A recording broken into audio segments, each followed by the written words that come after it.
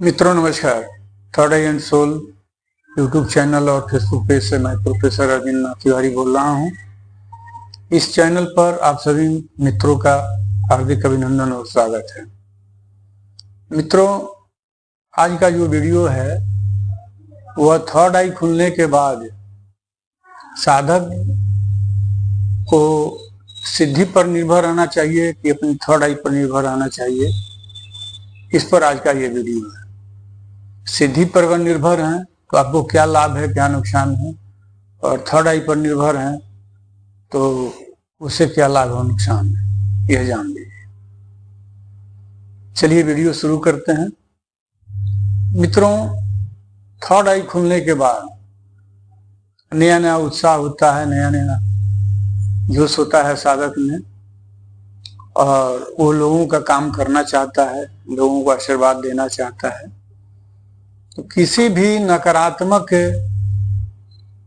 व्यक्ति का काम करने के लिए, कोई नकारात्मक चीजों से प्रभावित है, निगेटिव ऊर्जा उस पर हावी है और उसको आप चाह रहे हैं हटाने के लिए, भगाने के लिए, तो कभी कभी ऐसी नौबत आती है कि आपके जो देवी हैं या कोई सिद्धि है तो वो नहीं साथ देती हैं। कभी कभी ये लोग छोड़ देता है साधक के हवाले।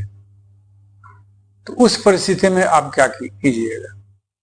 उस परिस्थिति में आप अपने थर्ड आई का इस्तेमाल कीजिए, तीसरी आंख का इस्तेमाल कीजिए। आप बैठिए, ध्यान लगाइए और उस व्यक्ति के संबंध में समीक्षा कर लीजिए, जान लीजिए कि आदमी क्या है, इस पर क्या है, क्या नहीं है। निगेटिव ऊर्जा है तो ये कौन सी निगेटिव ऊर्जा है, लेडीज है कि जेंट्स है या जीन है, क्या है, किस तरह की है, तो आपको ये थर्ड आई में स्पष्ट हो जाएगा। तो और उसके बाद से अगर मंत्र सिद्धि है, आपको मंत्र सिद्धि किए हुए हैं झाड़ने का, तब उसका इस्तेमाल कीजिए।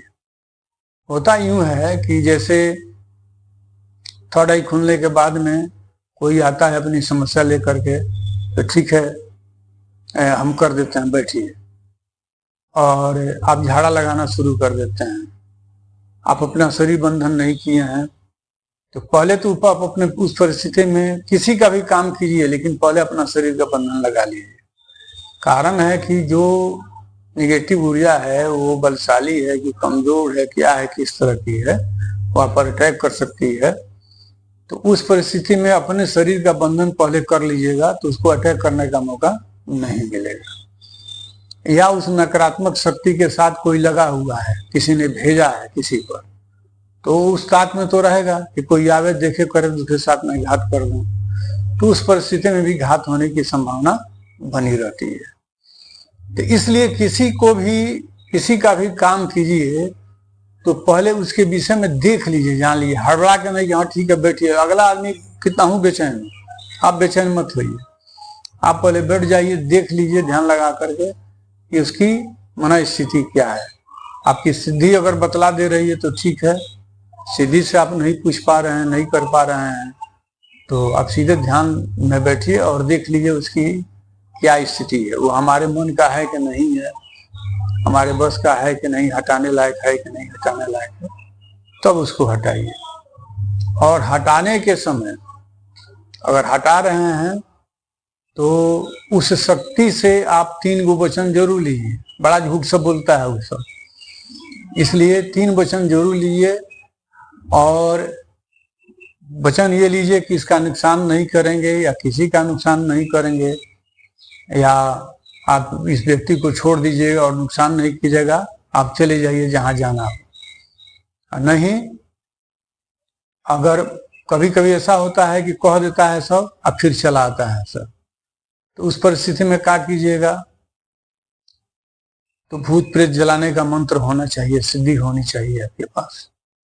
उसको सिद्धि के माध्यम से, मंत्र सिद्धि के माध्यम से पानी से छींटा मारिए, बाप बाप चिल्लाएगा, उसका शरीर बंधन कर दीजिए, चिल्लाएगा वो। और तब उसको आप जिस देवी देवता की पूजा करते हैं उसके शरण में रख दीजिए अपने गुहार लगाइए देवी देवताओं से, इसको शरण में ले लीजिए, या जहां कहे वहां लाके इसको बैठा दीजिए। तो ये काम करने का तरीका है। तो ये तब कीजिए कि जब पहले उसके विषय में आप जान लीजिए, देख लीजिए। नहीं तो होता क्या है कि धीरे से उतर जाएगा और आप ही के शरीर में प्रवेश कर जाएगा। ये आपका घर द्वार है, आपका बाल बच्चा है, उसको जाके लगेगा डिस्टर्ब करने, प्रभावित करने लगेगा। तो इस तरह से धोखा होने की संभावना होती है। तो मैं कहूँगा कि थर्ड आई खुल गई है तो अति उत्साह में आप किसी का काम नहीं कीजिए। जो भी कीजिए नियंत्रण में कीजिए कि धोखाधड़ी नहीं हो आपके साथ। तो मैं कहूँगा कि वीडियो अगर अच्छा लगा हो, बढ़िया लगा हो, तो चैनल को सब्सक्राइब, लाइक, कमेंट करना नहीं भूलिएगा। जय माँ गायत्री, हर हर महादेव।